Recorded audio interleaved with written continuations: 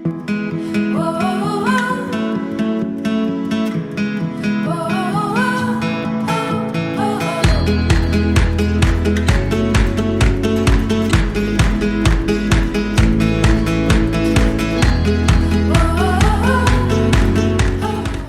back to my YouTube channel. If you're looking for a 3-bedroom house that is easily accessible going to Metro Manila and also going to Nuvali, well, this might be the property for you. Let's begin this house tour. If you're new to my channel, I'm Armar Cruz. I'm a real estate broker here in the Philippines and I sell properties in the south of Metro Manila, namely Laguna, Batangas, and Cavite. We're also doing house tours and also tip videos on YouTube. Kaya po, I would like to invite you to subscribe to my channel and hit the notification bell para ma-update ka whenever we release new videos. And you can also visit us on our social media accounts. We're on Facebook and Instagram. Today, andito po tayo ngayon in San Antonio South, Biñan, Laguna to feature this brand new house and lot with 3 bedrooms, 3 toilet and bath, and 1 carport that it can easily fit your full-size SUV. So, tara, simulan na po natin, itour na po natin yung bahay. This property sits in a 60 square meter lot area with a floor area of 79 square meters. Tulad ng sinabi ko po, 3 ang kwarto po nito with 3 toilet and bath. You have your kitchen, you also have a dining area, and meron din po tayong space for our service area. So tara, pasok tayo. As you can see, ito pong ating carport can easily fit your full-size SUV. If it's a pickup truck, baka uusli na po tayo, pero pag SUV po, kasyang-kasya po siya. And even yung mga sedan natin, makapag-park pa tayo ng mga bike natin. And as you would see, talagang puno-puno po siya ng mga ilaw. And marami po siya mga accents na nagpapaganda ng bahay natin. Very modern and very napakaganda po sa tingin natin mata. So meron na po tayong mga downlight dyan. We already have our PVC wood panel here na nagpapaganda. You also have an emergency light here in our garage para kapag po nawalan ng kuryente, meron pong ilaw po pati ang ating mga sasakyan. So as we enter, pasok po tayo sa ating foyer or ating living area. Medyo maliit lang po siya. This is 60 square meters. So you expect na medyo maliit lang po yung certain spaces ng bahay, especially on the ground floor, since pinagkasya po natin yung full-size SUV dun sa ating carport. So this is our small entrance area or parang receiving area. Pwede kayo maglagay ng small couch po dito. You can just sit down here and then siguro upo-upo lang. And then here, pagpasok rin po natin is the first toilet and bath of the house, which comes with your sink. Meron na po tayong toilet and we also have a shower area here. And you would notice yung tiles po natin from the ground all the way to the ceiling. Meron po siyang tiles. Meron na rin po tayong mga small bathroom fixtures like this towel holder here. Meron na rin po tayong ating exhaust. So wala na kayong masyadong kailangan idagdag. Furnitures na lang po ang kailangan yung dalhin dito sa loob ng ating bahay. So as we move a little bit further into the house, okay, andito po ang ating dining and ating kitchen area. So as you can see, ang ating dining is aluminum cabinets. Itong cabinet sa atin is aluminum cabinets. You also have yung tiled countertops po natin. I think this is porcelain tiles na nilagay at ginawa po siyang countertop dito. And then, meron na po tayong sink.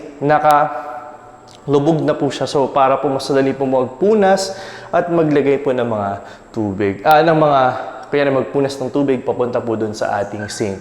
Now, we also have a space allotted here for our refrigerator and then meron na rin po siyang saksakan. And then you would notice, punong-puno po siya ng saksakan. Ang dami po nating mga ilaw.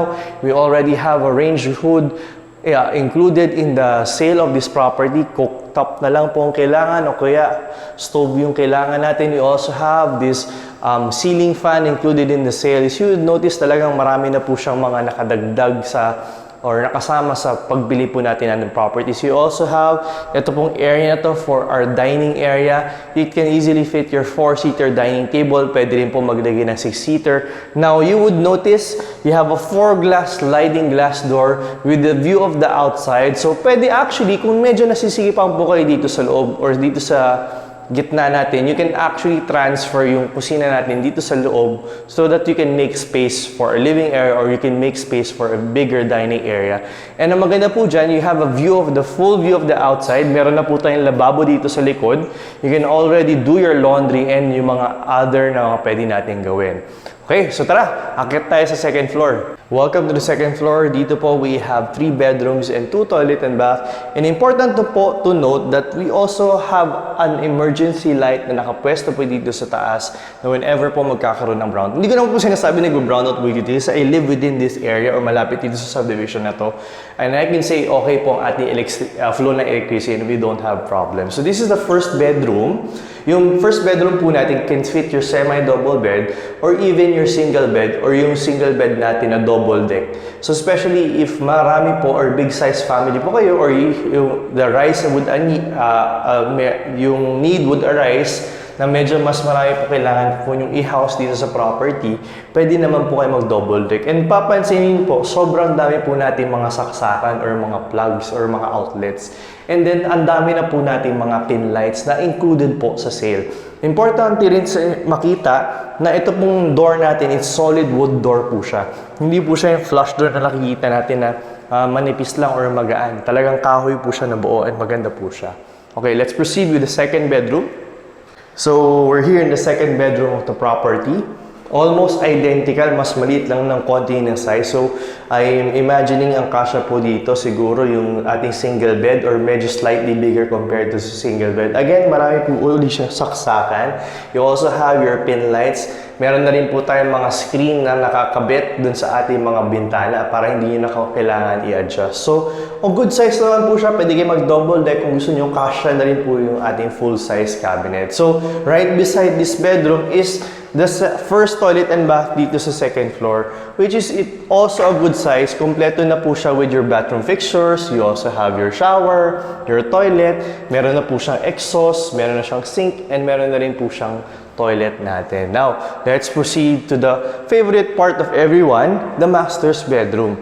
Okay, so this is the master's bedroom. This is actually very spacious. So bago tayo pumunta dun sa ating sleeping area ng master's bedroom, let me just show you yung space for your cabinet. So meron na po tayong lugar dito. We have a small area here to put your full-size cabinet. So pwede nang okay na po siya. At least meron po siyang designate. Parang tawag dito semi-walk-in closet leading to our toilet and bath dito sa ating master's bedroom. So you already have all the bathroom fixtures included in the sale. So meron na po tayong shower, you also have your sink, you also have your toilet, and then meron na rin tayong exhaust. We also have yung ating mga pin lights included. So punta tayo dun sa living space natin or dun sa actual sleeping area natin dito sa master's bedroom. So what I like about the master's bedroom, if you notice, medyo may parts dito talaga sa bahay. Since 60 square meter po yung lote niya, talagang masasacrifice ng konting certain parts of the house.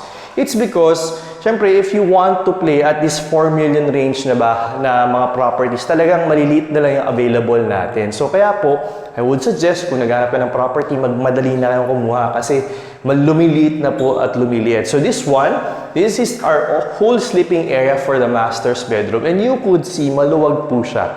Kasya po ang ating queen size bed, especially yung ating isang closet. Depende po sa dami ng kailangan nyo. Isang closet natin is meron na po siyang pwesto po doon. So, pwede tayo maglagay dito ng queen size or king size. And then, pwede pa rin tayo maglagay ng additional closet space doon. Pwede tayo maglagay ng TV dyan. And again, all throughout dito sa ating sa kwarto, marami pong mga saksakan, nandyan na po ang ating mga pin light or LED lights. We also have cove lighting dito sa ating master's bedroom. And, isa pong maganda, you can also utilize the outdoor space dito sa ating master's bedroom. What's nice about this is, you can open this up, make it feel a little bit more bigger as compared to what is the actual. So, meron kang indoor-outdoor space. Luluwag pa yung master's bedroom natin. So, maluwag pa siya. Pwede pa kang maglagay ng dalawang upuan at isang maliit na table dito. Pwede kang mag-upo or mag-relax. As you can see, itong subdivision na to, hindi pa masyado siyang crowded. And this is one of the subdivisions dito sa Binyan na hindi pa masyadong maraming tao. Ang maganda lang din po dito is malapit po siya going to Nuvali. Approximately mga 10 to 15 minutes, meron kang sariling access going to Nuvali. And then, you also have an access going to the South Luzon Expressway. Thank you for watching our house tour for today. Kindly comment down below what you like about this property. You know what I like about this property? Even though yung mga lote po natin lumiliit na, you can still get a budget price at around 4 million. So, ang presyo po kasi ng property ito nasa 4.4. Pero, it's still a good price for a brand new house and lot. And, sobrang bihira lang po kasi tayo. Like what I said, if naghahanap po kayo ng property, might as well, paghanap na po kayo ngayon, gawa niyo po ng paraan. Bakit? Lumiliit po ang lote natin at tumataas na po yung mga bahay natin dito.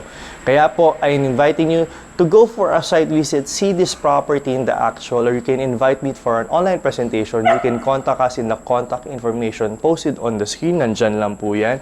We have our Viber, WhatsApp, and iMessage. We're also on social media. Nandyan rin po yan sa screen. We are on Facebook and Instagram. And if you're not yet ready to purchase and you're just looking around, gusto mo ma-update sa mga bago namin mga upcoming listings or mga binibentang houses, mga promos, mga bagong ilo-launch na mga projects ng mga developers, you can join our Viber community. The link is on the description box and nandyan po yan sa ating comment section. Once again, this is Arman Cruz and I hope to see you soon in my next house tours. Bye guys!